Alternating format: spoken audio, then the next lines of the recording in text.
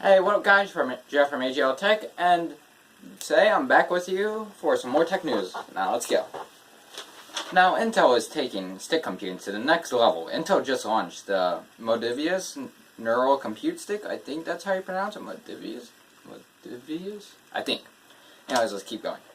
A USB stick that promises to give deep neural processing capabilities to any PC you plug it into.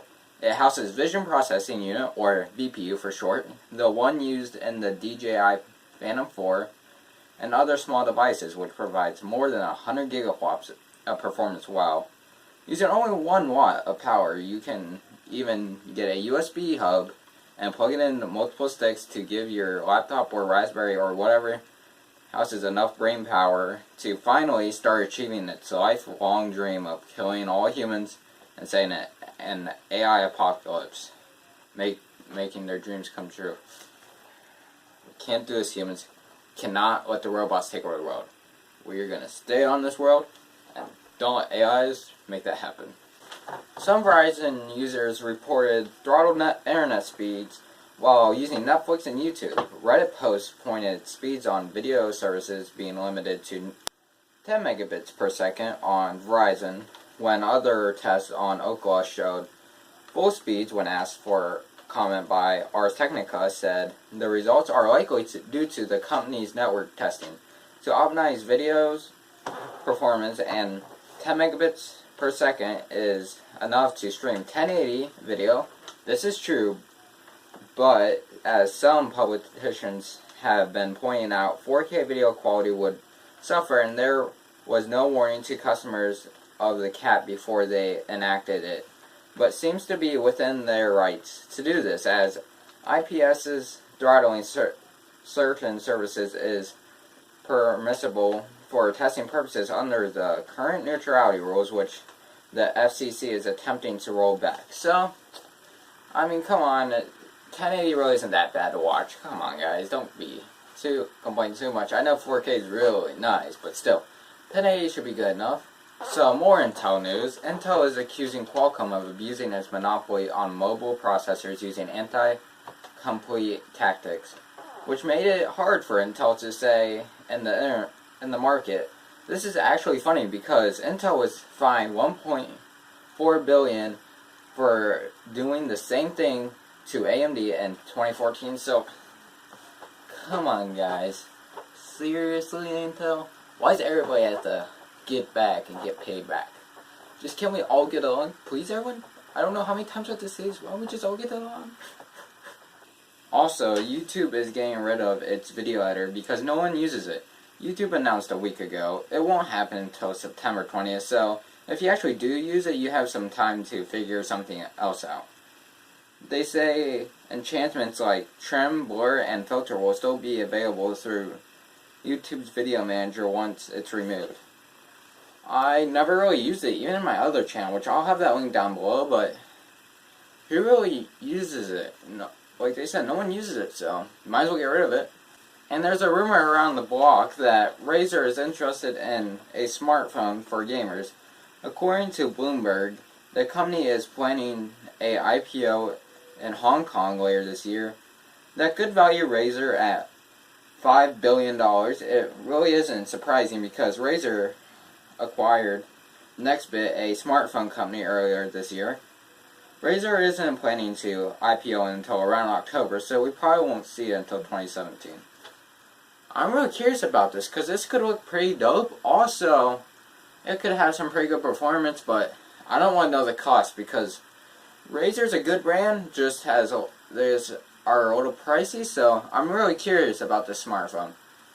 Maybe, I wonder if they'll name it under Nextbit or Razer. There's no confirmation on that either, so there's not really a lot of talk about it, but I guess we'll see. Only time can tell. Microsoft is working on a second-gen Hololens.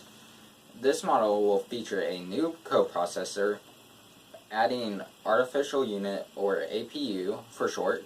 2.0 will have its own custom AI coprocessor.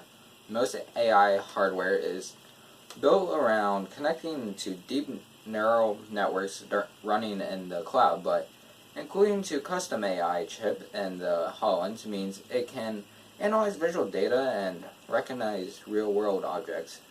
Luckily, that should mean a speed boost in headset's compatibility, since it doesn't need to pull data from the internet. There is no price or release date or whether it will be a consumer product. So, robots. They're just gonna take over the world. One day they will. But we gotta fight for humans. We gotta win. Blizzard shut down the World of Warcraft server. Really? It just went down after an hour it was up. Like Notorious, the fan server that Blizzard shut down last year, families sought to emulate a version of the game free from modern expansions and updates so nostalgic fans could play some old school World of Warcraft. Nifty. The committee thought Blizzard might be suffering their position on fan server, since the nostalgicism team met with the company to talk about options, but nothing really happened from those talks, and the team moved on to Elysium, a different fan server. So more fan servers, does it go up and down? They're just going up and down all the time. Are they just going to stick with one and just keep it up for once? Just come on, please, just keep it up, please. Adobe announced Tuesday that they will be ending support for an development of Flash in the year of 2020.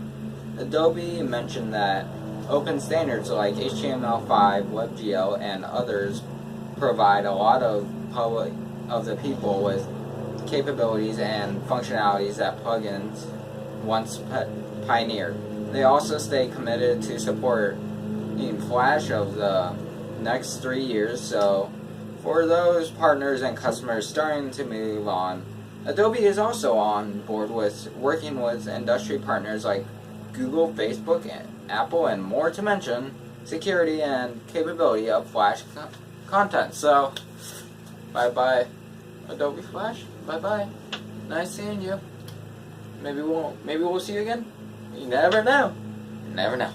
Windows 10 announced their new preview update, build 16251, which will be added to the Fall's Creator update. In this preview, Android users can test a new app called Microsoft Apps that links your phone to your PC with the app. There will be cross-device features like sharing a link from your phone directly to your Windows 10 PC. Microsoft is planning to bring a lot more cross-device features, which is eventually include iOS as well. You'll soon be able to share and control to and from PCs and copy and paste content from a universal clipboard, and other news. Hey Cortana commands are also expanding so that you can restart and turn off your PC, lock it, or even sign out. Oh my, so many updates, so many what is going on? So many updates. I mean, it could be a good thing, it could be a bad thing. I'll just say it's a good thing. Just try to be positive, guys. Positive is the key. But anyways, controlling your phone to your PC, I kind of like the idea. Can't wait until it comes out to test it. Maybe we'll make a video on that. I guess we'll see.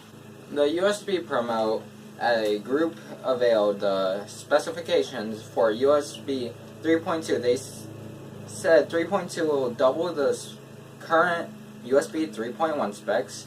USB 3.1 Gen 2 or on cables will double their speed from 5 gigabits per second to 10, and USB 3.1 Generation 2 cables will double their speeds from 10 gigabits to 20.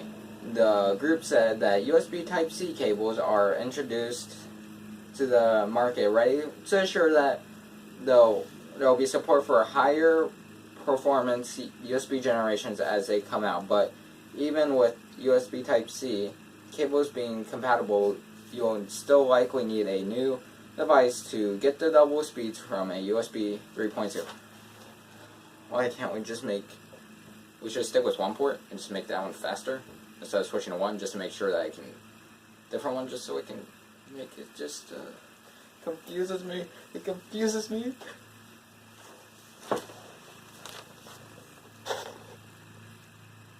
An exploit was discovered in the source game engine that would allow hackers to take control of your computer by killing you in a source-powered game like Team Fortress 2 or CSGO, but Valve patched it within a day of being notified about the exploit.